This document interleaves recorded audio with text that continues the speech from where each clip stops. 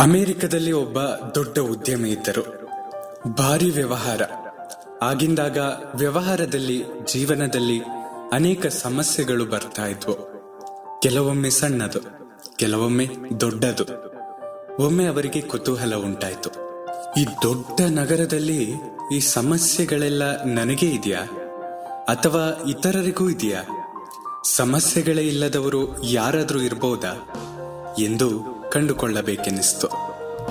ಒಬ್ಬ ಬುದ್ಧಿವಂತನನ್ನ ಕರೆದು 3 ತಿಂಗಳ ಒಳಗೆ ಈ ನಗರದಲ್ಲಿ ಸಮಸ್ಯೆಗಳೇ ಇಲ್ಲದವರ ಪಟ್ಟಿ ಮಾಡಿ ತನ್ನಿ ಎಂದು ಹೇಳಿ ಅವನಿಗೆ ಶುಲ್ಕವನ್ನ ಕೊಟ್ಟು ಕಳುಹಿಸಿದ. 3 ತಿಂಗಳು ಮುಗಿದ ನಂತರ ಆತ ಮರಳಿ ಬಂದ. ಶ್ರೀಮಂತನಿಗೆ ಕುತೂಹಲವೋ ಕುತೂಹಲ. ಸಮಸ್ಯೆಗಳಿಲ್ಲದವರು ಇದ್ದಾರಾ ಎಂದು ಕೇಳಿದ. ಆತ ಸಾವಿರಾರು ಜನರು ಇದ್ದಾರೆ ಅಂತ ಅಂದ. ತಕ್ಷಣ ಹ್ಯಾಟು, ಕೋಟು ಮತ್ತು ಬೂಟು ಧರಿಸಿ ಸಿದ್ಧನಾದ ಶ್ರೀಮಂತ, ಬನ್ನಿ ಹೋಗೋಣ, ನಾನು ಅಂಥವರ ಕೈ ಕುಲುಕಬೇಕು ಎಂದ.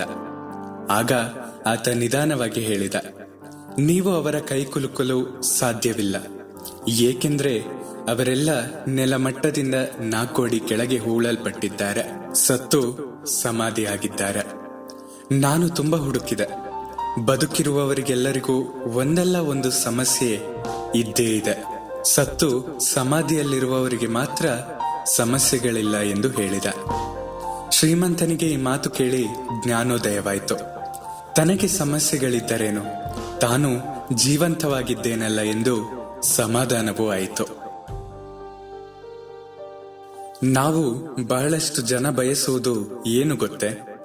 ನಮಗೆ ಕಷ್ಟ ಕೋಟೆಗಳು ಇರಬಾರದು, ತೊಂದರೆ ತಾಪತ್ರಯಗಳು ಬರಬಾರದು, ರೋಗ ರುಜಿನಗಳು ಕಾಡಬಾರದು, ನಿಂದೆ ಅಪಮಾನಗಳು ಬರಬಾರದು. ಬೇರೆಯವರಿಗೆ ಬರಲಿ, ನಮಗೆ ಬರುವುದು ಬೇಡ ಎಂದು ಬಯಸುತ್ತೇವೆ. ಆದರೆ ಇವೆಲ್ಲ ಎಲ್ಲರಿಗೂ ಬಂದೇ ಬರುತ್ತವೆ.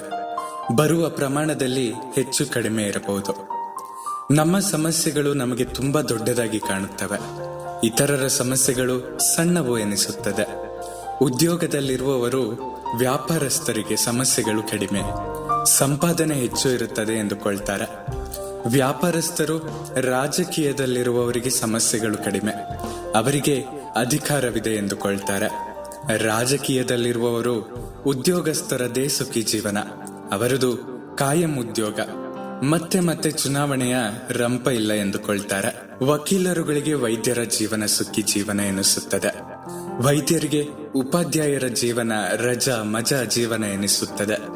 ಹೀಗೆ ಎಲ್ಲರಿಗೂ ಮತ್ತೊಬ್ಬರಿಗೆ ಕಡಿಮೆ ಸಮಸ್ಯೆ ಇದೆ ಎಂದೆನಿಸುತ್ತದೆ. ಎಲ್ಲರನ್ನೂ ಒಟ್ಟಿಗೆ ಸೇರಿಸಿದಾಗ, ಚರ್ಚಿಸಿದಾಗ ನಮ್ಮ ಮನೆಯ ದೋಸೆ ತೂತಾದ್ರೆ ಅವರ ಮನೆ ಕಾವಲೆಯೇ ತೂತು ಎಂದು ಗೊತ್ತಾಗುತ್ತದೆ. ಅವರೊಂದಿಗೆ ಇವರೊಂದಿಗೆ ಹೋಲಿಸಿಕೊಂಡು ನಮ್ಮ ಸಮಸ್ಯೆಯೇ ದೊಡ್ಡದು ಎಂದು ಕೊರಗುವ ಬದಲು ನಮ್ಮ ಸಮಸ್ಯೆಯನ್ನು ಸರಿಯಾಗಿ ಗಮನಿಸಿ ಪರಿಹಾರದ ದಾರಿಗಳನ್ನು ಹುಡುಕಿ ಅವುಗಳನ್ನು ಅಳವಡಿಸಿಕೊಳ್ಳಬಹುದು. ಸಮಸ್ಯೆಯನ್ನು ದಾಟಿ ಹೊರಬರಬಹುದು. ಸಮಸ್ಯೆಗಳಿದ್ದರೇನು, ನಾವು ಜೀವಂತ ಇದ್ದೇವಲ್ಲ ಎಂದು ಸಮಾಧಾನ ಪಡಬಹುದು. ಏಕೆಂದ್ರೆ ಜೀವಂತವಾಗಿ ಇದ್ದರೆ ಉಪ್ಪು ಮಾರಿಯಾದರೂ ಬದುಕಬಹುದು. ನಿಮ್ಮ ಪ್ರೀತಿ ಹಾಗೂ ಪ್ರೋತ್ಸಾಹ ಸದಾ ಹೀಗೆ ನನ್ನ ಮೇಲೆ ಇರಲಿ. ನಿಮ್ಮ ಅನಿಸಿಕೆಗಳನ್ನ ನನ್ನ ಬಳಿ ಹಂಚಿಕೊಳ್ಳಿ. ಸದಾ ಕೇಳ್ತಾ ಇರಿ ಅವಿಭಾಜಿತ ಪಾಡ್ಕಾಸ್ಟ್. ನಾನು ಸಂಕೇತ್ ಭಟ್. ಧನ್ಯವಾದಗಳು.